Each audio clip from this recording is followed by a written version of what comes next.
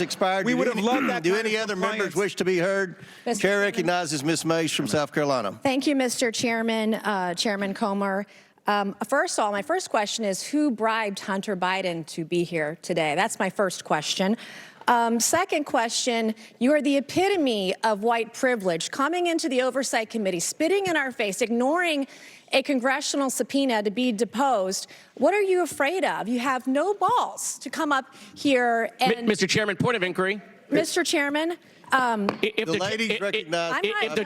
the gentlelady wants to hear from Hunter Biden, we can hear from him right now, Mr. Chairman. Let's take a vote and hear from Hunter Biden. What are you afraid of? Hold on.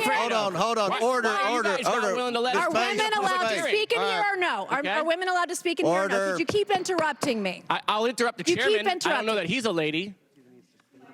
I think that that Hunter Biden should be arrested right here, right now, and go straight to jail. Our nation is founded on the rule of law. Come on. And the premise that the law applies equally to everyone, no matter what your last... Point of order, Mr. Chairman. Point of order. It doesn't matter who you are. Point of order, Mr. Chairman. Biggs over here. Donald Trump Jr. Biggs over here. State your point, Mr. Biggs. Yeah, my point of order is this. Are we going to continue on with this blatant interruption? This is absurd and inappropriate. I intend to give my statement. I don't intend to have anybody interrupted. I'm not going to interrupt your statements. I think you should have decorum and courtesy and don't act like a bunch of nimrods. You just interrupted a woman. And that's five. I got permission. Can we agree everyone has Mr. 5 Chairman, minutes? Can we agree? Point of order again. The assertion that I interrupted was absolutely false. That's typical of the gentleman who spoke it. I got permission to speak from the chairman. I spoke. I was interrupted yet again by the gentleman who doesn't choose to go through the chair and follow proper order. I encourage us. I think if we're going to have any respect at all, we need to have proper decorum. Well said. Well said. I'd like to finish. The rules are everyone's going to be recognized for 5 minutes. Anyone that wants to be recognized will be recognized for 5 minutes. Ms. Mace has 4 minutes and 13 seconds left. Chair recognizes Ms. Mace. It does not matter who you are, where you come from, or who your father is, or your last name. Yes, I'm looking at you, Hunter Biden, as I'm speaking to you. You are not above the law at all.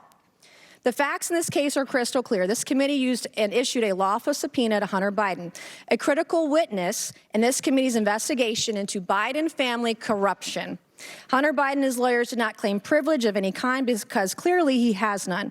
They didn't contest the legitimacy of our reasons for issuing the subpoena, no reasons, because they clearly are legitimate. And yet he refused to comply.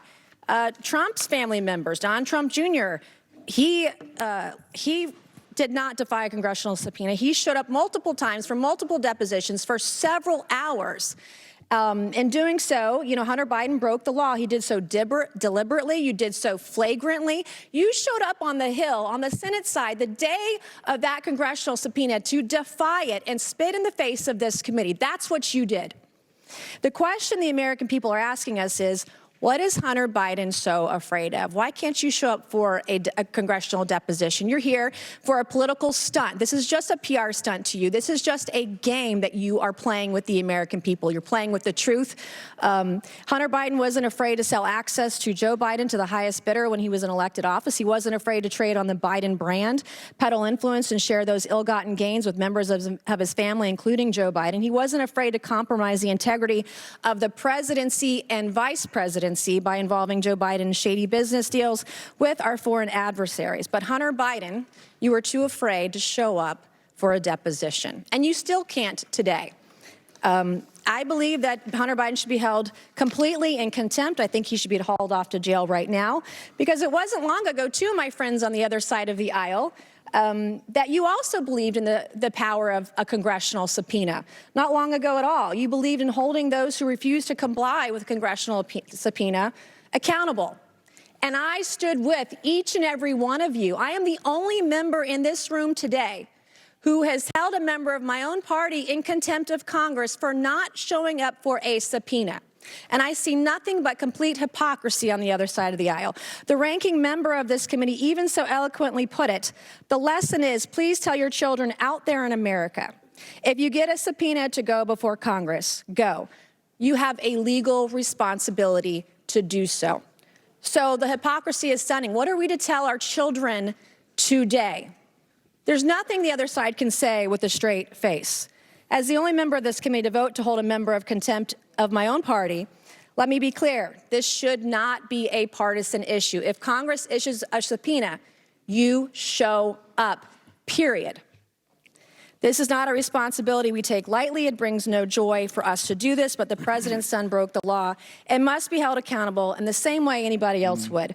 I urge my colleagues on both sides of the aisle to do so. And my last message to you, Hunter Biden, you play stupid games, you win stupid prizes. Will the gentlelady yield for a question? Will the gentlelady yield?